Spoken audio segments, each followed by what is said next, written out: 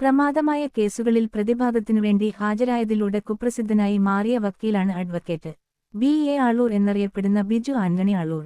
ആരാണി ആളൂരെന്നും ഇയാൾ എന്തിനാണ് വിവാദ കേസുകളിൽ ഹാജരാകുന്നതെന്നും കേരളം അന്വേഷിച്ചു തുടങ്ങിയിട്ട് കാലം കുറെയായി. ലക്ഷങ്ങൾ വാങ്ങി മുംബൈയിൽ നിന്ന് അഭിഭാഷകപ്പട ഗോവിന്ദസ്വാമിക്കുവേണ്ടി വാദിക്കാൻ കോടതിയിലെത്തുമെന്നായിരുന്നു ആ സമയത്തെ പ്രചരണം.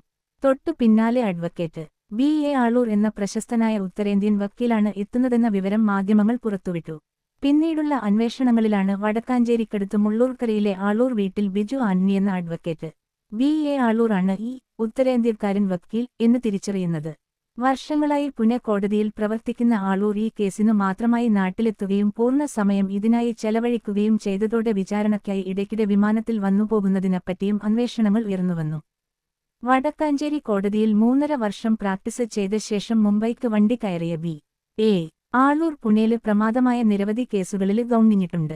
കൊലപാതക ലൈംഗികാതിക്രമ കേസുകളിലെ പ്രതികൾക്കുവേണ്ടിയായിരുന്നു ഇവയിലേറെയുമെന്ന് അവിടെ ചെന്ന് അന്വേഷണം നടത്തിയ തൃശൂരിലെ പോലീസുകാർ പറഞ്ഞിരുന്നു.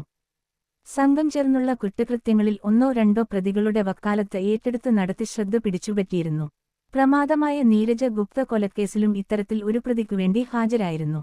മുംബൈ പനവേലിൽ പോലീസ് സ്റ്റേഷൻ ആക്രമിച്ച ഗുണ്ടാസംഘത്തിന്റെ കേസ് ആളൂർ വാദിച്ചിരുന്നതായി വാർത്തകൾ വന്നതോടെ ഗോവിന്ദസ്വാമിയും ഇത്തരത്തിൽ ട്രെയിനുകൾ കേന്ദ്രീകരിച്ച് കവർച്ച നടത്തുന്ന സംഘത്തിലെ കണ്ണിയാണെന്നും ആ ബന്ധമാണ് ആളൂരിനെ സൗമ്യ കേസിൽ പ്രതിക്കുവേണ്ടി എത്തിച്ചതെന്നും റിപ്പോർട്ടുകൾ പുറത്തുവന്നിരുന്നു. അമിതാഭ് ബച്ചനെതിരെ മുംബൈയിലെ പത്രപ്രവർത്തകൻ നൽകിയ നികുതി വെട്ടിപ്പുകേസിൽ പത്രപ്രവർത്തകനുവേണ്ടി താൻ ഹാജരായത് ആളൂരായിരുന്നു. ബണ്ടിച്ചോർ എന്ന കുറ്റവാളിക്കുവേണ്ടിയും ആളൂർ കേസ് വാദിക്കാനെത്തി. ഇന്ന് അഡ്വ ബി.എ. ആളൂരിന്റെ മരണവാർത്ത പുറത്തു വന്നതോടെ നിരവധി പേരാണ് ആളൂരിനെ ഇന്റർനെറ്റിൽ തെരഞ്ഞത്. വൃക്ക സംബന്ധമായ രോഗങ്ങളെ തുടർന്ന് ചികിത്സയിലായിരുന്നു. എറണാകുളം ലിസി ആശുപത്രിയിൽ ആയിരുന്നു അന്ത്യം. ന്യൂസ് 4 വേണ്ടി ജിൻസി കുര്യൻ.